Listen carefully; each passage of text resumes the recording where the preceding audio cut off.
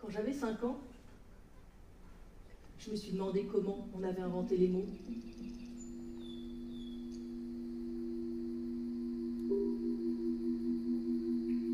Et c'était comme ça. Monsieur le maire avait dressé une table et il montrait les objets un par un aux villageois. Parce qu'à l'époque, il n'y avait pas de ville. Et on devait tous apprendre les mêmes mots pour pouvoir parler la même langue. Par exemple, pantalon, parce que ça pend au talon.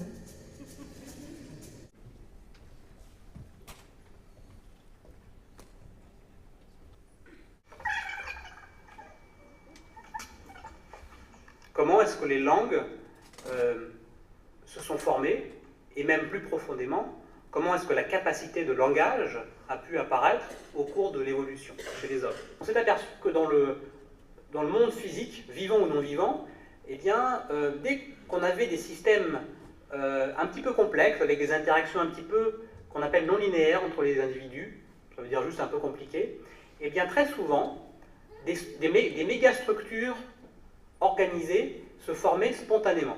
C'est l'exemple du cristal de glace qui se forme à partir des molécules d'eau. C'est l'exemple des galaxies en forme de spirale qui se forment uniquement au travers de l'interaction entre les corps célestes et puis la gravité. Et bien, on en est arrivé à générer l'hypothèse que peut-être que chez l'humain lui-même, il y aurait des structures comportementales individuelles ou des structures sociales partagées entre les individus qui seraient le résultat d'un mécanisme similaire, c'est-à-dire le résultat spontané d'interactions relativement simples entre les individus.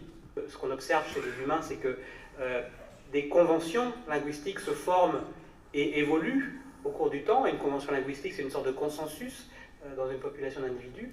Eh bien, tout simplement, c'est quelque chose qui est trop complexe pour le comprendre uniquement avec des mots de langage naturel. Il faut utiliser d'autres langues, par exemple les mathématiques, l'informatique ou la robotique.